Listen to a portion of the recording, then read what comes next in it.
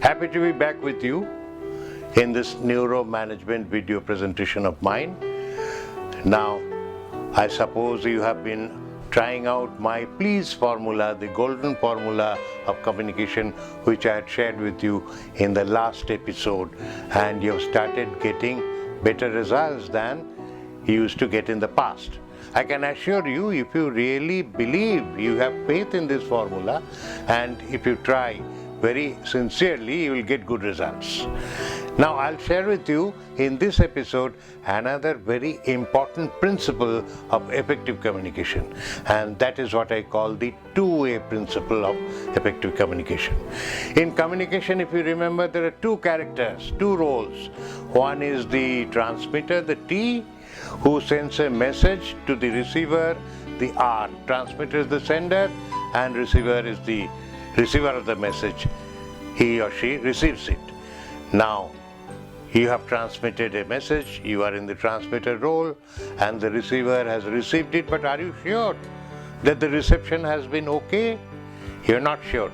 So you have to get a feedback from the receiver. The receiver must tell you that, yes, I have understood, or I have a question, or I have a disagreement. These are all signs of feedback, right? Now, if you don't get a feedback, you should not be happy. You should check back yourself by asking questions. If the person is junior to you or maybe younger to you in age, or a participant in your workshop, you are making a presentation, you must ask question, is it clear to you? Have I been able to make myself understood? Have you got it right? So these are the questions which I call check-back questions. Now, if the person that you're talking to, the receiver is senior to you by age or in hierarchy, you should not ask this kind of questions. You should offer to repeat. May I repeat what I said? Would you like me to repeat what I said? So these are called check-back. So feedback, check-back, that completes the circuit, which is the two-way circuit. Otherwise, it just remains one way. You have transmitted a message and the receiver has received it, and there is no closed circuit. This is open circuit communication.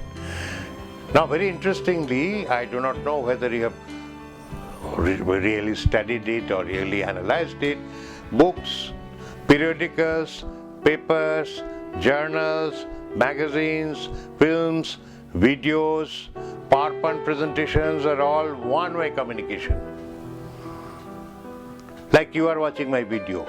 You cannot give me any feedback.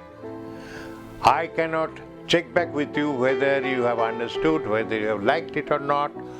So the best possible communication is face-to-face, when you can also study the body language, you can take the feedback, you can check back, and the receivers can also give you feedback, can comment upon it. The next best way is, of course, the digital communication, which is in social sites, the chatting, the windows, messaging, etc., where of course you cannot see the body language. It is only the words, the verbal messages. So this principle is very important. Now, from this point of view, in our India and neighboring countries, I have conducted hundreds of workshops on effective communication, and I have found this is a major area of weakness. We do not follow two-way principle of communication.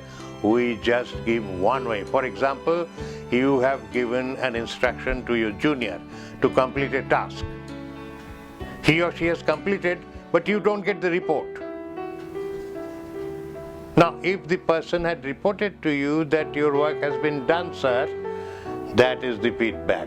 Or the work is not complete, the person you sent me to has asked me to go again tomorrow to collect the check. This is the feedback. In our country, I have found this is the weakest area. The team members, the juniors, do not report to you. They possibly are afraid of you, scared of you, or they have their own professional ego. If the boss comes to me, the boss should ask me whether I've completed the job, or how much is the progress why should I go to the boss? So this is a major area in the family also. Your son or daughter has gone for an exam and comes back and does not report to the parent how he or she has performed. Either the child is scared or the child feels egoistic. So this is a major area in our family, social and work role communication, which you must be conscious of, and I'm trying to give you a tip through this neuromanagement video so that you try to remediate in future. Thank you very much. I was very happy to be with you all these few minutes and we'll be back again.